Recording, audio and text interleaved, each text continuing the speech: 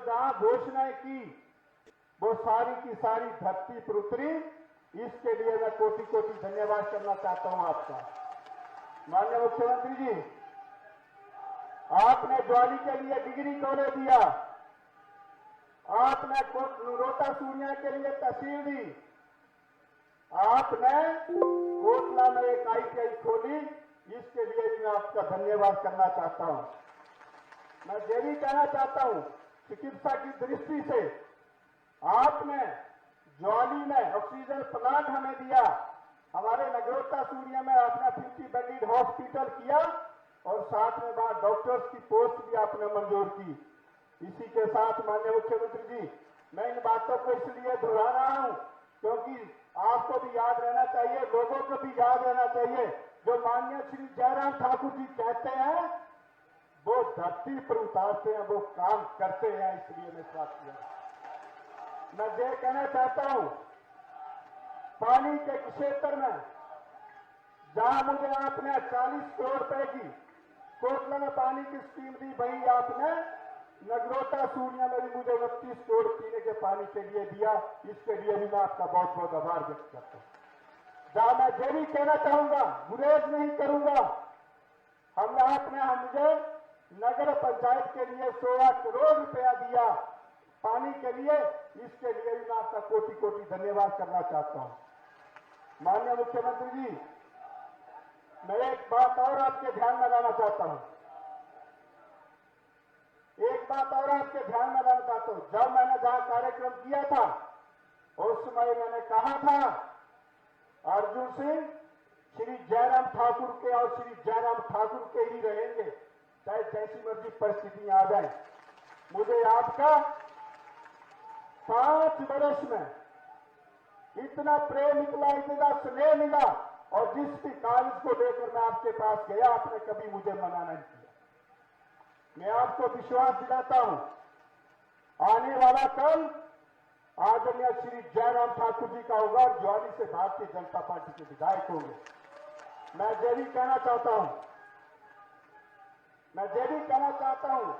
कुछ लोग अर्जुन सिंह को बिना मतलब के निशाना बनाना चाहते हैं। मैं एक बात जरूर है, मुझमें एक कमी मैं महसूस करता हूं, मैं बोलता कम हूं और अर्जुन सिंह के तरफ कई लोगों ने मशीनें डाली हुई हैं, पर अर्जुन सिंह का एक ही निशाना होता है, मछली की आंख। और मैं आपको विश्वास देता हूं, आपका आशीर्वाद चाहिए, ज्वाली से कमल का फूल दोबारा खिलेगा, अर्जुन सिंह जीत कर जाएगा। मैं ये कहना चाहता हूं,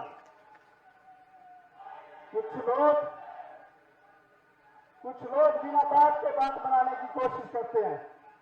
इसलिए मैं आपको विश्वास दिलाता हूं, ये जो अपार जन समूह है, ये ज्वाली भारतीय जनता पार्टी संगठन की मेहनत है। और आपने जो 5 वर्षों में इस प्रदेश के लिए किया, गरीब से लेकर अमीर तक जिस व्यक्ति के लिए आपने काम किया, ये उसका परिणाम है। और मैं कहना चाहता हूं, शायद ही इतिहास में जो पहली इतनी बड़ी रैली मैदान में होगी, इसके बाहर भी हजारों लोग खड़े हैं। इसके लिए मैं इन सब भाई बहनों की तरफ से आपको कोटि कोटि वंदन करता हूं, आपको छत छत नमन करता हूं। आपकी कार्यशैली को, आपके स्नेह को, अर्जुन सिंह आपका ऋणी और ज्वाली की जनता भी आपकी ऋणी है। मैं आपके सामने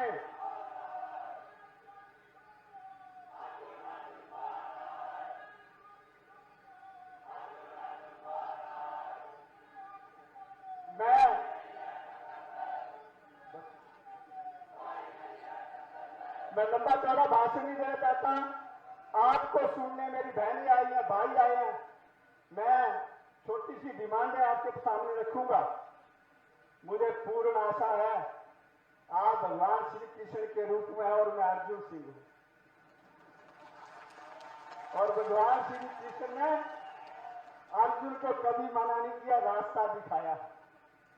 इसलिए मेरी आपसे निवेदन रहेगी, प्रार्थना रहेगी कि हम आपके पद चिन्हों पर चलेंगे और किसी प्रकार की कोई कमी नहीं आने दी जाएगी। जहां 2022 में आप मुख्यमंत्री बनेंगे, वही आपके आशीर्वाद से अर्जुन सिंह ज्वाली के विधायक बनेंगे, ऐसा मैं आपसे आशीर्वाद चाहता हूं।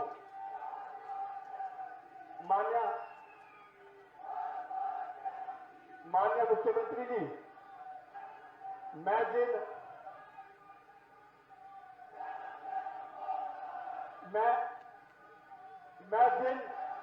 मांगों को आपके समक्ष रखना चाहता हूं, आपके लिए कुछ नहीं, आप पूरे हिमाचल प्रदेश के मालिक। इसलिए मेरी आपसे एक निवेदन है, हमारी विधानसभा क्षेत्र 3 हिस्सों में बांटी है। हमारे कोटला क्षेत्र पड़ता है और कोटला क्षेत्र में जो अंतिम पंचायत पड़ती है उसे विकास खंड 150-60 किलोमीटर से भी ज्यादा पड़ता है। और मेरी जहां लास्ट में पंचायत पड़ती है बनोली पंचायत, उनकी भी वही स्थिति है। तो मेरी आपसे निवेदन रहेगी कि मुझे आप ज्वाली की जनता के लिए एक नया विकास खंड देने की घोषणा करें तो मैं आपका कोटि ऋणी रहूंगा। इसी तरह से माननीय मुख्यमंत्री जी, हमारे ज्वाली में हॉस्पिटल के लिए 50 बेड है, इसे 100 बेड करने की घोषणा भी करें। और साथ में मेरी आपसे विनम्र निवेदन रहेगी, तुरंत प्रभाव से आप मेरा 2 हॉस्पिटल अपग्रेड करके बाद चिकित्सकों की व्यवस्था करें, समय स्टाफ की व्यवस्था करें। माननीय मुख्यमंत्री जी, आप 10 मई को कोटला आए थे। आपने कोटला जो वायदा मेरे साथ किया, जो वायदा जनता के साथ किया, वो आपने पूरा कर दिया। पर मेरी आपसे थोड़ी सी डिमांड रहेगी। मेरे 2 काम वहां रह गए थे। एक हमारा आपने डिग्री कॉलेज के लिए बोला था। मैं लगता हूं आज इतनी जनता आई है, ये सब आपकी कार्यशैली को पसंद करती है, आपके वायदों को पसंद करती है। मेरी आपसे निवेदन रहेगी कि हमारे वहां जो आपने कहा वो डिग्री कॉलेज भी तुरंत शीघ्र चालू हो जाना चाहिए, कैबिनेट से अप्रूवल हो जाना चाहिए। इसी तरह से माननीय मुख्यमंत्री जी, मेरे कुछ और भी स्कूल हैं और रास्ते हैं, जैसे हमारे बनोली में रास्ता है, जैसे हमारा इधर मनारा में रास्ते, 3-4 रास्ते मैं उनको आपसे अलग से दे दूंगा लिख के। मुझे आशा है आप उनके लिए भी बजट देंगे। और अंत में एक बार फिर मैं ये कहना चाहता हूं, इस बार हम सरकार नहीं रिवाज बदलेंगे। और मैं कहना चाहता हूं, जब भी ज्वाली से विधायक जीत के गए हिमाचल प्रदेश में, भारतीय जनता पार्टी की सरकार है। इसलिए एक बार फिर मैं अपनी विधानसभा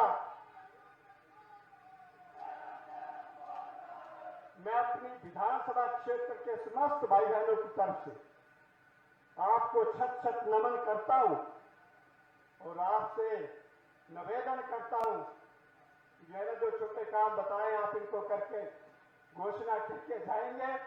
इन्हीं शब्दों के साथ मैं अगर किसी का, मेरे मीडिया वाले मित्र रह गए, मैं आपका नाम नहीं ले सका, आपसे भी क्षमा चाहूंगा।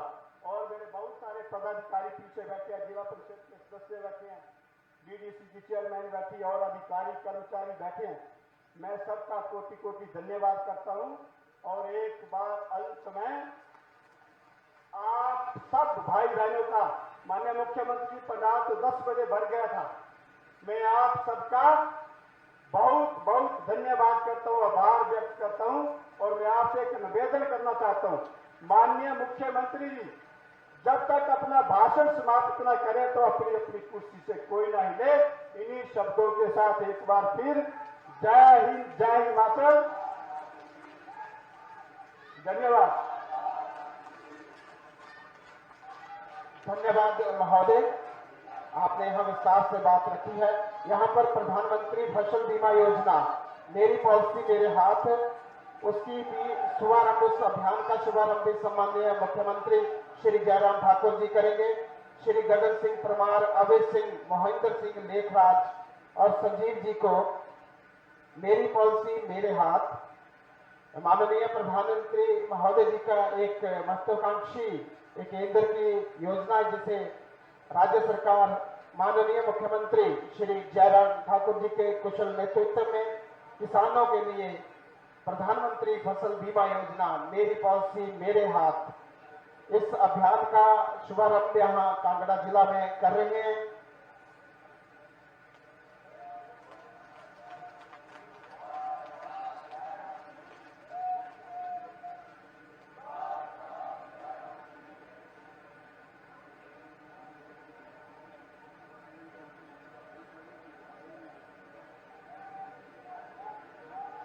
किसानों के हित के लिए ये पॉलिसी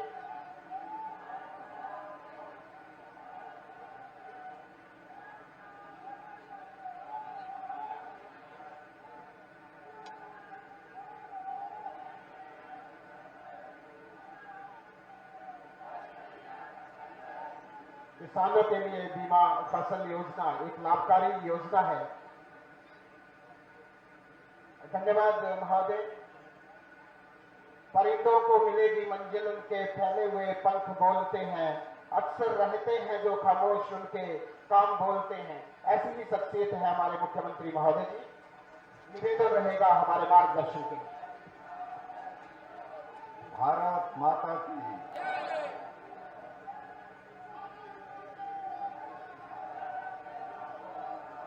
भारत माता की भारत माता की भारत माता की। भाई एक मिनट रुको।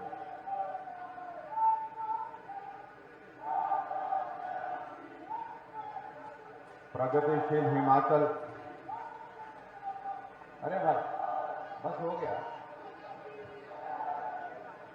प्रगतिशील हिमाचल प्रदेश की 75 वर्ष की इस यात्रा के इस कार्यक्रम में हमारे बीच में हिमाचल प्रदेश सरकार में माननीय वन मंत्री भाई राकेश ठानिया जी, ज्वाली विधानसभा क्षेत्र के लोकप्रिय विधायक अर्जुन ठाकुर जी,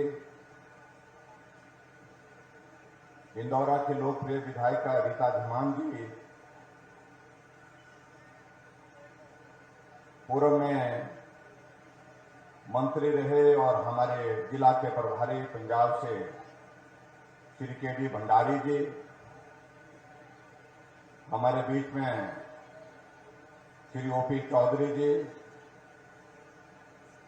हमारे बीच में पूर्व में सांसद रहे आदरणीय श्री कृपाल परमार जी, फतेहपुर विधानसभा क्षेत्र से पूर्व में प्रत्याशी रहे हमारे बलदेव ठाकुर जी, डिप्टी कमिश्नर कांगड़ा श्री निपुण जिंदल जी, एसपी नूरपुर श्री अशोक रतन जी, हमारे पार्टी के साथी रमेश राणा जी, उत्तम धीमान जी, विशाल चौहान जी, योगराज जी, पंकज जी, अन्य सभी हमारे पार्टी के साथी सहयोगी, पंचायती राज संस्थाओं के चुने हुए प्रतिनिधि और आज के इस कार्यक्रम में उपस्थित सभी भाइयों बहनों, नौजवान साथियों और पत्रकार मित्रों,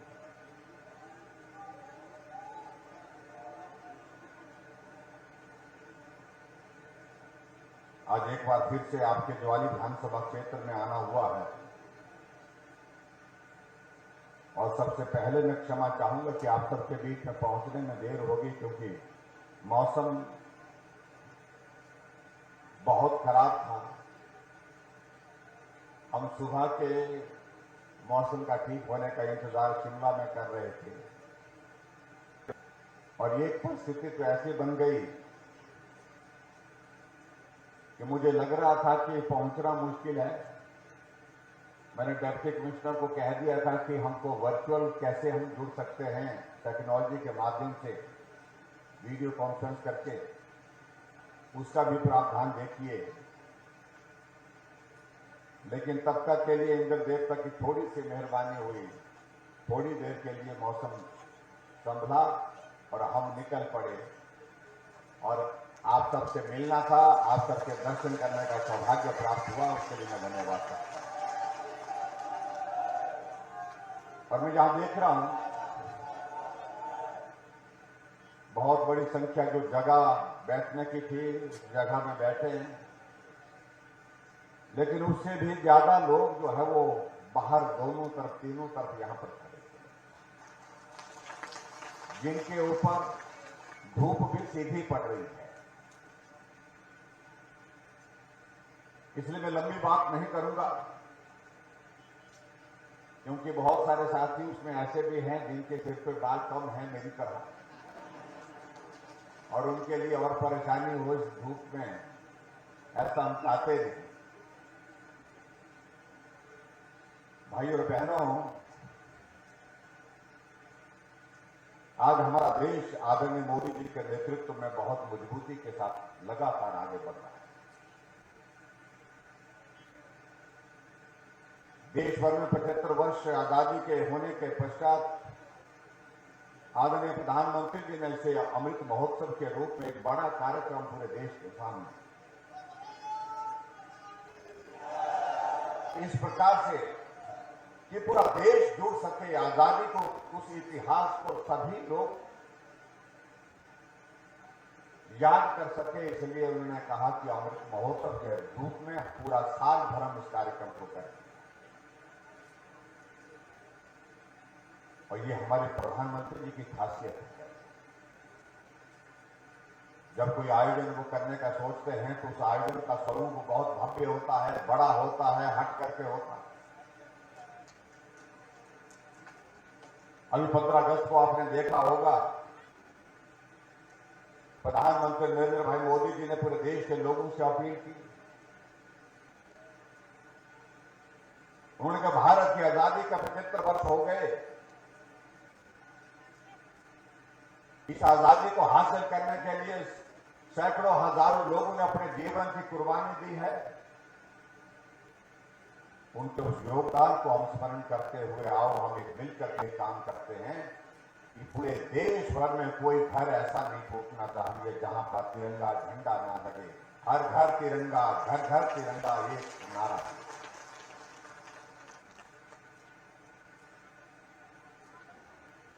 और आज भी मैं 15 अगस्त का कार्यक्रम हो गया, आज तो 3 तारीख हो गई सितंबर की। आज भी अगर हिमाचल प्रदेश में हम सड़कों से जाकर के कहीं अगर देखते हैं, चलते फिरते हम देखते हैं, तो हम देखते हैं कि चाय के स्टॉल पर भी तिरंगा लगा हुआ है, ढाबे वाले के ढाबे पर भी तिरंगा लगा हुआ है। और किसी घर में चाहे घर छोटा है चाहे बड़ा है, लेकिन तिरंगा लगा।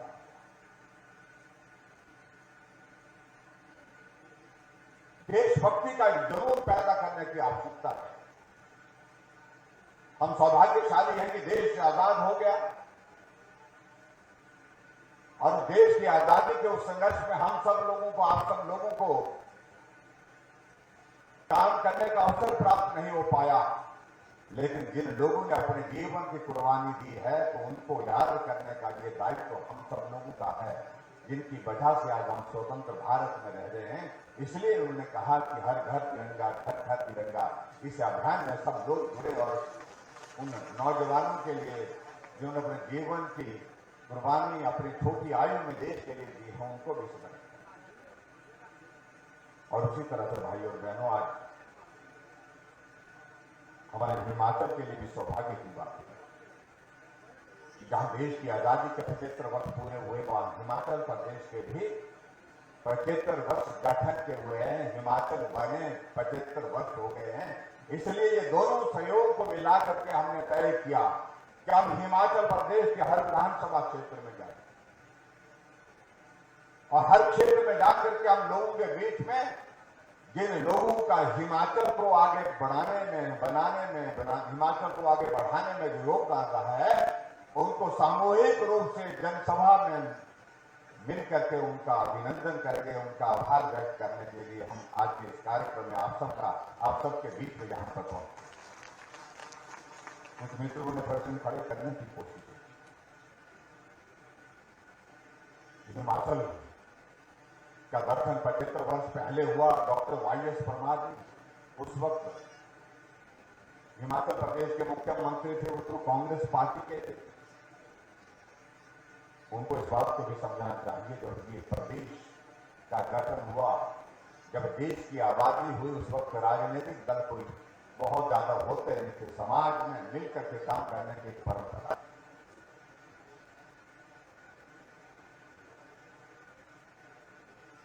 और इसलिए आप लोगों ने इस बात को भी देखा हो, जो डॉक्यूमेंट्री आप लोगों ने यहां पर देखी, उसमें आपने देखा कि मुझसे पहले हिमाचल प्रदेश के तो 5 मुख्यमंत्री रहे, जिसमें डॉक्टर वाईएस परमार, जिसमें श्री शांता कुमार कांगड़ा जिला से ही संबंध रखते, 2 बार मुख्यमंत्री रहे,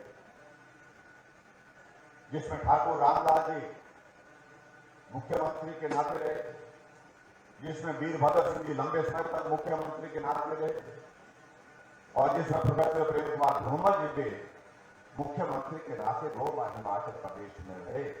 और उनके योगदान को भी हमने स्मरण करते हैं, उनका भी हमने आभार व्यक्त किया है कि सब लोगों ने अपने नेतृत्व में हिमाचल प्रदेश को आगे बढ़ाने के लिए बहुत महत्वपूर्ण भूमिका निभाई।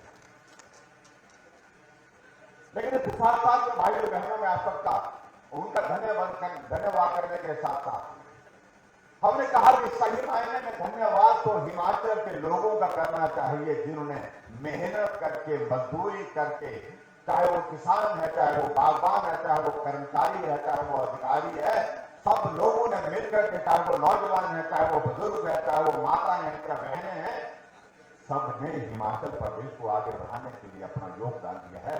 इसलिए हमने कहा कि हम लोगों के बीच में जा सकते, उनके ही बीच में जा सकते, उनका धन्यवाद करें। और साथ साथ में ये भी कहेंगे कि हिमाचल प्रदेश की यहाँ की जो यात्रा रही है वो आपके सामने है, लेकिन आने वाले समय में हिमाचल प्रदेश की विकास की गति और तेजी से बढ़े, उसमें हमारे से जो योगदान हो सकता है, उस योगदान देने के लिए भी आप सब तैयार रहें। इसके लिए भी मैं आपसे निवेदन करता हूं। भाइयों बहनों, यहाँ पहुंचने पर देर होने के कारण मैं बहुत लंबे विषयों पर नहीं जाना चाहता हूं। मैं इतना जरूर कहना चाह रहा हूं, हिमाचल छोटा प्रदेश, लेकिन छोटा होकर के भी आज हिमाचल प्रदेश से एक अलग पहचान बनाने में सफल हुआ पूरे देश के साथ। हिमाचल में आप सबके आशीर्वाद से भारतीय जनता पार्टी की सरकार बनी 27 दिसंबर 2017 को, और हिमाचल प्रदेश के मुख्यमंत्री के नाते मुझे काम करने का सौभाग्य प्राप्त हुआ। और इसलिए आज के इस कार्यक्रम में ये मेरा भी दायित्व बनता है कि हिमाचल प्रदेश के 5.25 वर्ष के इस कालखंड में आप सबका सहयोग, समर्थन जिस प्रकार से मुझे हर कदम पर मिला, उसके लिए भी मैं आप सबका धन्यवाद करता हूं। हालांकि अलग तरह की परिस्थितियों का ये दौर था। इस दौर की परिस्थितियां बाकी मुख्यमंत्री के काल की परिस्थितियों से बहुत अलग रहे, क्योंकि कोविड का दौर ऐसा दौर था जिस दौर में सबको परेशान किया। और एक परिस्थिति तो ऐसे आई, सरकार को अपनी जगह, लेकिन हम लोग जिंदा कितने रह पाएंगे, यही एक प्रश्न खड़ा हो गया था हमारे सामने। कितने लोग रहेंगे, कितने नहीं रहेंगे, यही एक परिस्थिति हमारे सामने आ गई। लेकिन मैं आप सबका हृदय से आभार व्यक्त करता हूं। उस संकट के क्षण में आप सबका सहयोग थे। उस बीमारी से बचने के लिए जो उपाय हम आपको बताते रहे, आपने अच्छे से उसका पालन किया। इसके लिए मैं आप सबका एहसान चुकता नहीं कर सकता। आज अगर हजारों की संख्या में यहां पर खड़े, उसकी वजह यह है कि हमने कोविड के नियमों का पालन किया। और सबसे बड़ी बात तो ये, जो वैक्सीन हमारे देश के साइंटिस्ट ने बना करके तैयार की, उस वैक्सीन लगाने के लिए जब देश के यशस्वी प्रधानमंत्री नरेंद्र मोदी जी ने सब लोगों से आग्रह किया, आपने उसका पालन किया और पालन करके 100% वैक्सीनेशन का पहला दौर भी पूरा किया और दूसरा दौर भी पूरा किया। उसके लिए मैं आप सबका बहुत बहुत धन्यवाद करता हूं। और मैं इस बात के लिए भी धन्यवाद करता हूं आप सबका कि हिमाचल पूरे देश का पहला राज्य था जिसने सबसे पहले टीकाकरण का पहला दौर पूरा किया और हिमाचल के दूसरी दौर में भी पहला राज्य था पूरे देश भर में जिसने दूसरा दौर भी सबसे पहले किया।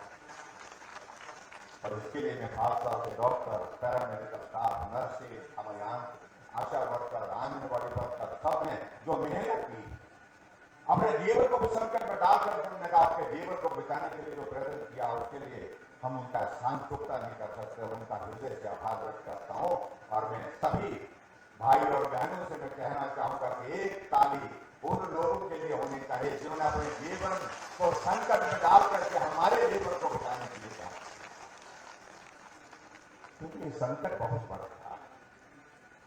आमतौर पर जब आदमी बीमार होता है उसके परिजन उसके पास जाते हैं, उसकी सेवा करते हैं, टांगे दबाते हैं, बुखार हो गया तो ठंडी पट्टी कराते हैं, उसको सहारा दे करके बाथरूम में ले जाते हैं। लेकिन ये बीमारी ऐसी बीमारी थी जो जिसको भी हुई उसको अकेले उसको झेलना पड़ा।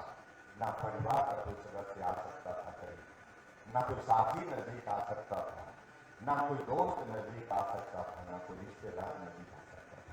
ये बहुत विचित्र परिस्थिति।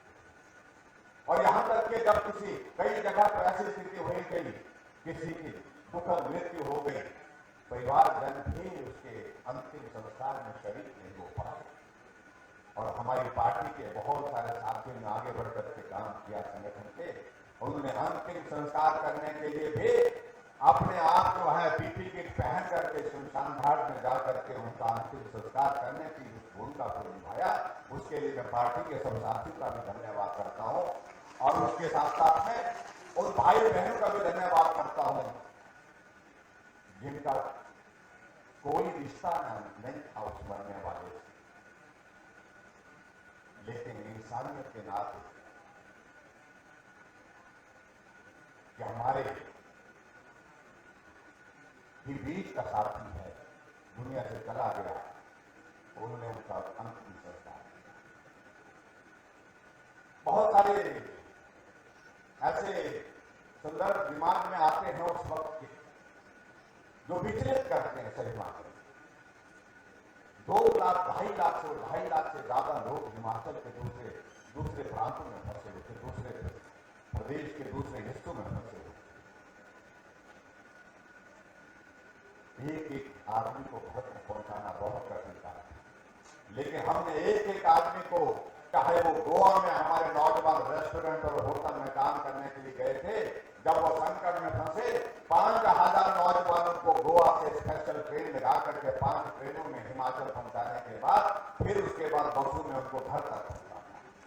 हिमाचल के हमारे बच्चे कोटा पढ़ने के लिए गए थे, राजस्थान के कोटा में 1 महीने तक कमरे के अंदर रहे, 1 महीने तक उनको बहुत सारी परेशानी का सामना करना पड़ा। बाहर लॉकडाउन लगा था, बच्चों ने वीडियो बना करके भेजा और मुझे वीडियो भेजे, कहा अंकल हम इस हालात में रह रहे हैं, जहां खाना खाते थे ढाबे में, रेस्टोरेंट में, वो ढाबे भी बंद हो गए हैं।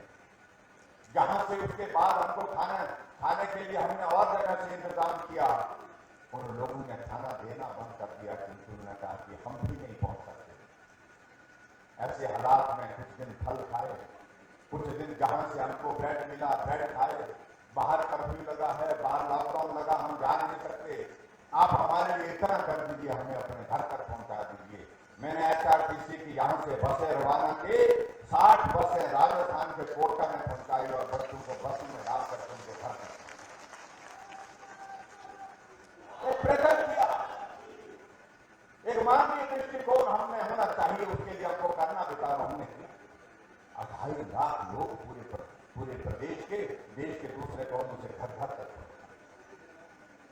और विचित्र बात में श्रोता लगती है जब हम देखते हैं कि उस संकट में जब आदमी का जीवन सबसे बड़े संकट में फंसा हुआ था, उस वक्त भी कुछ लोग राजनीति करते, वो राजनीति ही करते हैं। मैं उनके बारे में कुछ नहीं कहना चाह रहा। जब वैक्सीन बंद करके तैयार हुई तो उस वक्त भी उन्होंने कई तरह की टिप्पणियां की, हम वैक्सीन नहीं लगाएंगे। वैक्सीन क्यों नहीं लगाएंगे? ये मोदी वैक्सीन है। यूपी में कहने लगे ये योगी वैक्सीन हम नहीं लगाएंगे, ये भाजपा की वैक्सीन है। अरे वैक्सीन आदमी की जिंदगी को बचाने के लिए है। लेकिन मैं देश के भाई और बहनों को इस बात के लिए अभिनंदन करता हूं, उन्होंने किसी की बात नहीं मानी ना सुनी।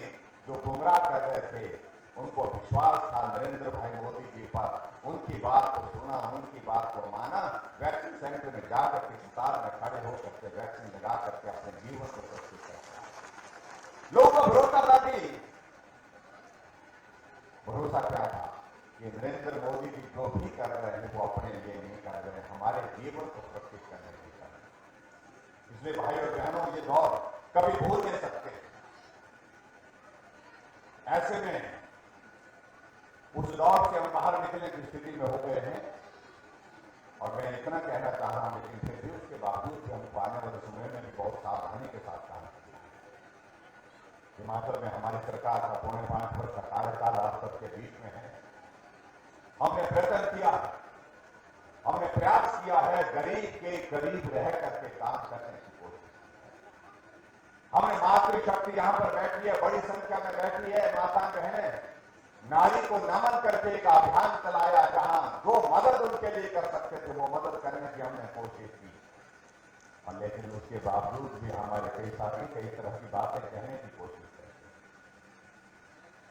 और कुछ लोगों को तो ये हो गया कि हिमाचल में हमारी सरकार का 5 वर्ष कार्यकाल पूरा किया है, जैसे उनको लग रहा था कि ये सरकार चलेगी ही।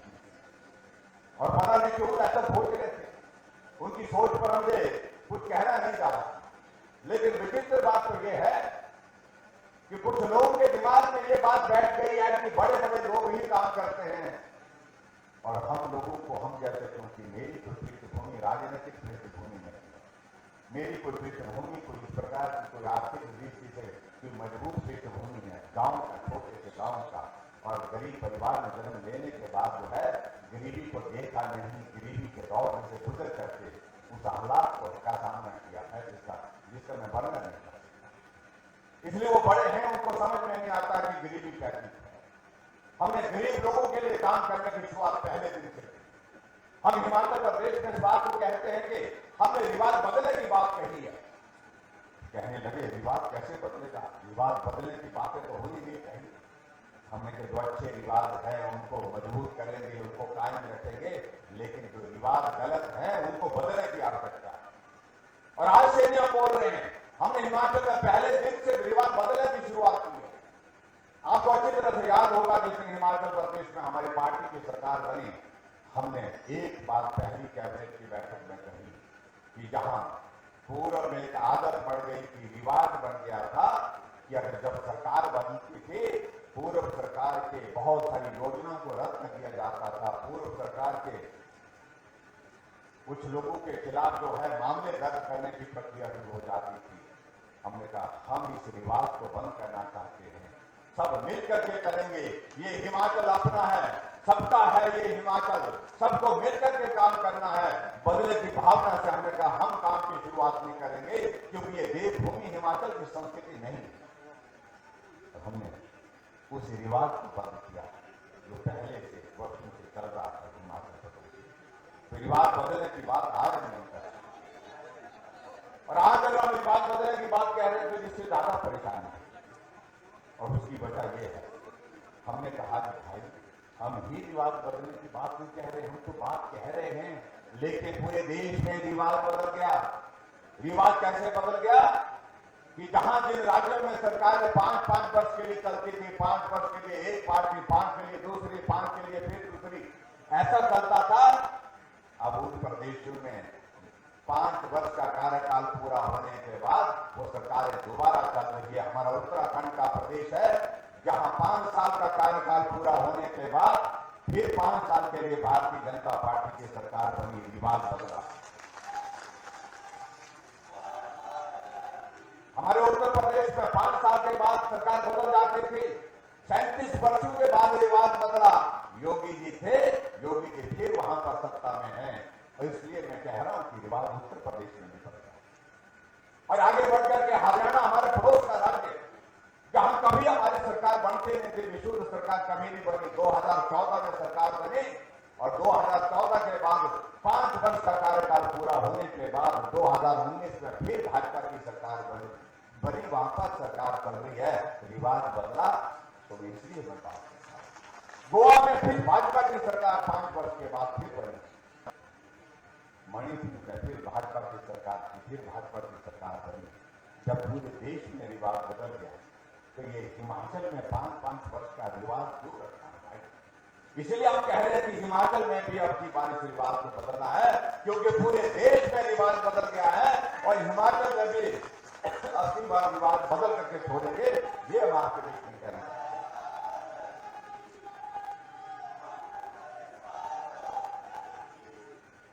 हमने हिमाचल प्रदेश में काम करने की कोशिश की है, गरीब लोगों के लिए मदद करने की। जो सत्ता में आने की बात कह रहे हैं, जो बहुत परेशान हैं, वो बुजुर्गों के लिए कितना सम्मान करते थे, विधवाओं के लिए कितना सम्मान करते थे, वो 4 लाख लोगों को पेंशन देते थे, और हम अभी 60 लाख से ज्यादा लोगों को पेंशन हिमाचल प्रदेश देते। वो पेंशन पर 400 करोड़ खर्चते थे और हम 1300 करोड़ रुपए खर्च करते हैं, जिसको कहते हैं गरीब आदमी की सरकार, गरीब आदमी के लिए सरकार। हिमाचल प्रदेश में गरीब आदमी बीमार होता था, उसके इलाज के लिए कोई प्रावधान नहीं था, मर जाता था, जगह जमीन गिरवी रख जाता था, लेकिन सरकार के पास कोई योजना नहीं थी उसके इलाज के लिए। हमने शुरू की, हिमकेयर की शुरुआत की। आज गरीब आदमी के पैसे जेब में अगर नहीं भी है तो जेब में वो हिमकेयर का कार्ड डाल करके हॉस्पिटल जाता है, उसे मालूम है कि इससे ही मेरा इलाज हो जाएगा। ये बड़े लोग नहीं सोच पा रहे, गरीब लोग ही सोच सकते थे, क्योंकि हमने दौर को देखा। गरीब परिवार की अगर बेटी बीपीएल परिवार की है, उसकी शादी पर हमने तय किया कि हम जो है शगुन योजना की हमने शुरुआत की, और जिस दिन उस बेटी की शादी होगी हम 31,000 रुपये शगुन के रूप में उस बेटी को देंगे।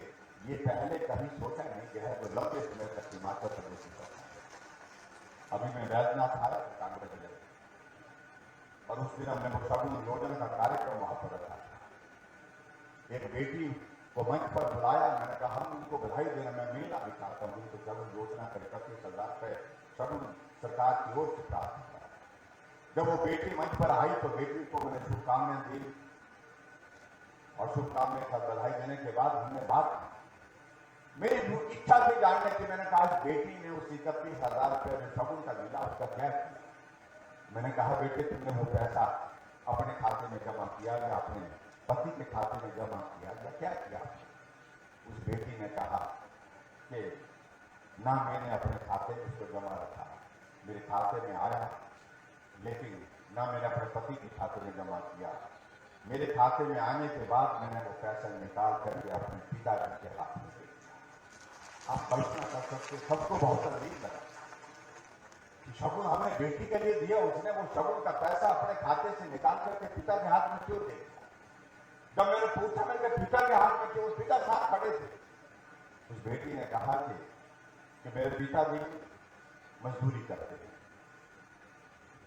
और जब मेरी शादी की बात परिवार में चले तो उस पिताजी ने कहा कि विदाई में अकेले नहीं, कम से कम रिश्तेदार सगे संबंधी जो है उनको बुलाना होगा, उनका आशीर्वाद लेकर के बेटी की विदाई करनी चाहिए, और छोटा गांव जो है, गांव में से भी एक परिवार के किसी सदस्य को बुला करके विदाई करनी चाहिए। और ऐसे में जो भोजन का इंतजाम वहां पर किया गया था, उसके लिए भी पिताजी के पास पैसे नहीं थे। मैंने देखा कि पिताजी ने कुछ लोगों से उधार पैसा किया, और मेरे मन में ये बात बैठ गई, मैं तो दूसरे घर में जा रही हूँ, मेरी तो शादी होने के बाद दूसरा परिवार वहां पर मैं चले जाऊंगी, लेकिन कब तक मेरे पिताजी मजदूरी करके उन लोगों का जो उधार लिया हुआ पैसा जो मेरी शादी के लिए लिया उसको चुकता करते रहेंगे। इसलिए मैंने कहा कि मैं बोझ बन करके नहीं जाना चाहता, मैं बेटी हूं, मेरे लिए आशीर्वाद ही प्राप्त है, और इसलिए मैंने 31,000 रुपये जो जमा किया तो मेरे खाते में उस पैसे को निकाल करके पिता के हाथ में दे दिया, और पिता को कहा आप जो है इससे वो ऋण चुकता जितना हो सकता है उससे करिए। आप कल्पना करो कि एक बेटी का भाव पिता के लिए क्या हो सकता है। बेटी क्या चीज होती है, आपको कहूं, पिता जो वहां सामने खड़े थे उनकी आंखों में क्या भावुक थे। पंडाल में जितने लोग थे वो भी भावुक थे। ऐसी योजना के माध्यम से हमने सेवा करने की कोशिश की। कांगड़ा जिला की एक महिला जिसको शिमला बुलाया गया था कार्यक्रम में, एक हमारे पत्रकारों का एक कार्यक्रम था, एक समाचार पत्र का कार्यक्रम था। जब मंच पर से संबोधन हुआ तो कहा गया कि ये महिला कांगड़ा जिला की है और उस महिला को सहारा योजना का लाभ मिला। तो मुझे जानने की इच्छा हुई तो मैंने उस महिला से पूछा कि आपको सहारा योजना का लाभ मिला है, तो सारी योजना उसके सारी चीजों को जब बताया गया, उस महिला की विचित्र कहानी थी। उस महिला का पहला बच्चा हुआ, वो अपाहिज, और कुछ अर्से के बाद, कुछ सालों के बाद दूसरा बच्चा, वो भी अपाहिज, और तीसरा बच्चा जब हुआ वो भी अपाहिज। तो उसके बाद तो उसके पति ने उसको छोड़ करके कहीं और चले गए, उसको छोड़ दिया। और उस महिला के सामने ऐसी परिस्थिति थी, या तो मैं बच्चों के साथ अपने जीवन को समाप्त करूं और बच्चों के जीवन को भी समाप्त करूं, इसके सिवाय कुछ चारा नहीं। किसी ने उस महिला को बताया कि ऐसी योजना चल रही है हिमाचल प्रदेश सरकार की, जिसको मुख्यमंत्री सहारा योजना बोलते हैं, और उसके कागज पत्र ला करके वो कागज पत्र भर के दिए, और उस महिला को 3 बच्चों के जो अपाहिज होने के कारण उनको 3-3 हजार रुपए, 9,000 रुपए हर महीने का मिल रहा है, और उससे वो बच्चों का पालन पोषण है। लोग तो बहुत रहे, लंबे समय तक रहे, बड़े बड़े लोग रहे हिमाचल प्रदेश में, जो अपने आप को बहुत बड़ा मानते थे, लेकिन फिर भी उसके बावजूद जिस तरह से गरीब लोगों के लिए इस प्रकार के साथ संवेदना के साथ हम काम करने की बात थी, वो हमारी सरकार ने किया। मैं बहुत लंबी बात कहूंगा, बहुत वक्त लग जाएगा। मैं आपके बीच में ये भी मैं जरूर कहना चाहता हूं, यहाँ पर महिलाएं बैठी है, हमने देखा कि महिलाओं की संख्या हमारी आबादी का आधा हिस्सा है। महिलाएं अब घर से नहीं, घर से बाहर जाकर के भी काम करने लग पड़ी हैं, अपना कारोबार चलाती हैं, नौकरी करती हैं, प्राइवेट सेक्टर में जाकर के काम करती हैं, दुकान में खोल करके अपना व्यवसाय करती हैं। हमने कहा कि महिलाओं को आने जाने के लिए मदद करनी चाहिए, और इसलिए हमने हिमाचल प्रदेश में हमारी सरकार ने तय किया कि माताओं और बहनों को आने जाने का किराया आधा होगा, आधा किराया हमने माफ कर दिया।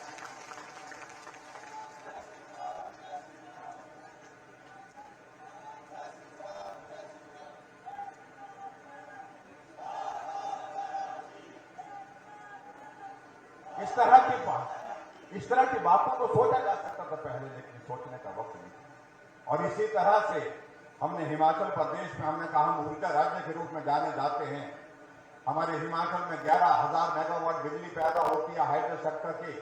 हम पंजाब, हरियाणा, दिल्ली, राजस्थान और देश के दूसरे राज्यों को बिजली बेचते हैं, लेकिन हमने कहा कि हिमाचल प्रदेश के लोगों को यह इसका लाभ क्या है।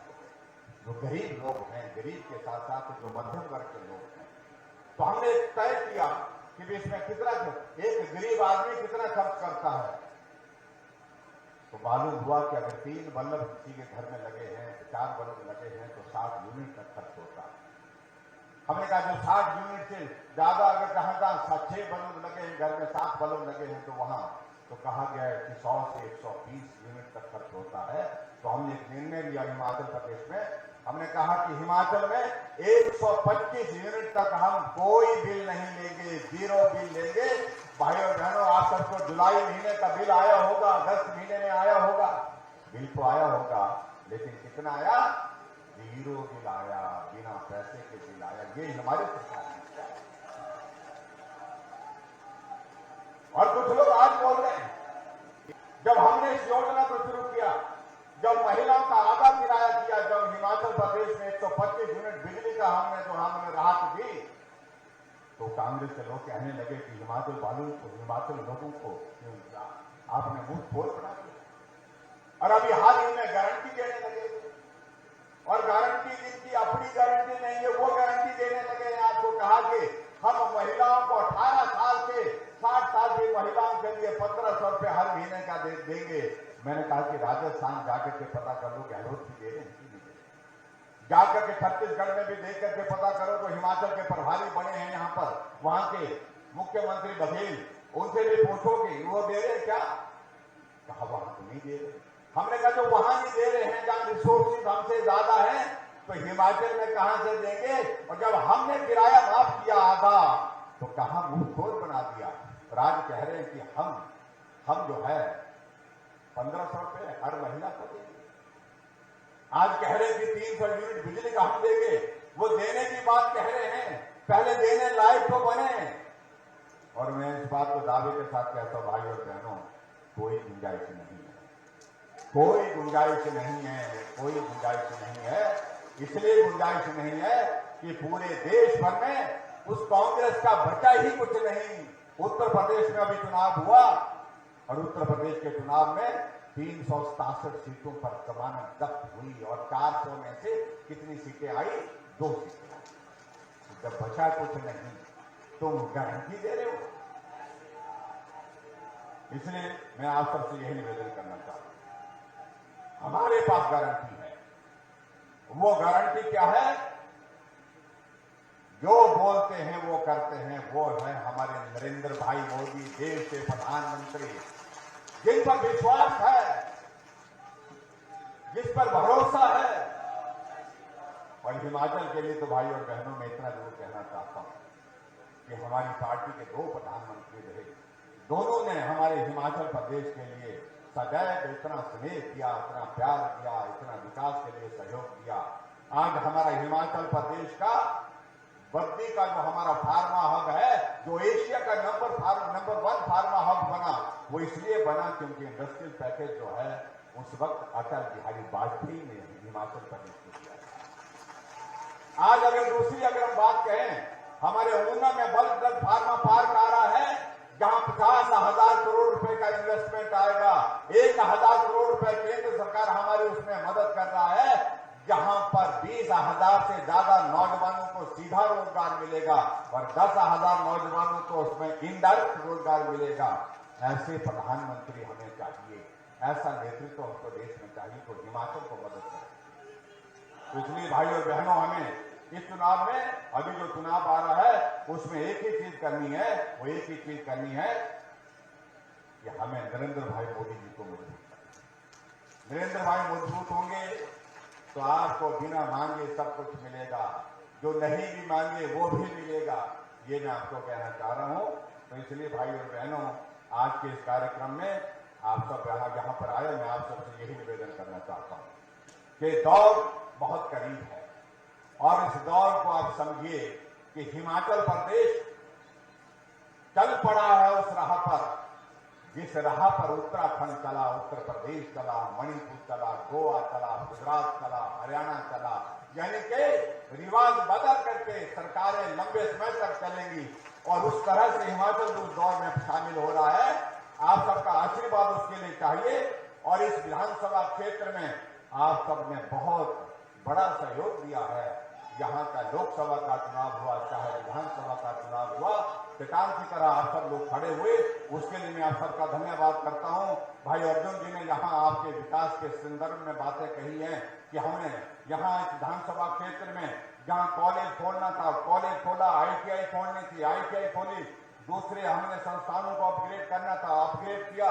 और उसके साथ साथ वे कहते हैं कि बहुत कुछ हुआ, लेकिन उसके बावजूद भी एक आध चीज और भी हो जाए तो उसका हमको बहुत बड़ा लाभ मिलेगा।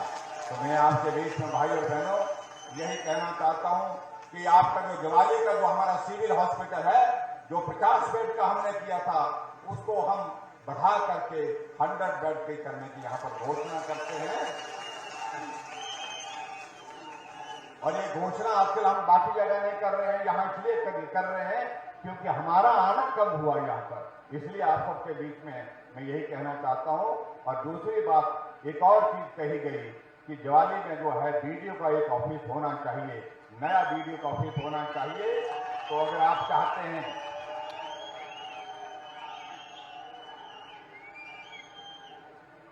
और उसके लिए मैं एक ही बात कहना चाह रहा हूं, ये एक तरफा काम नहीं होगा भाई,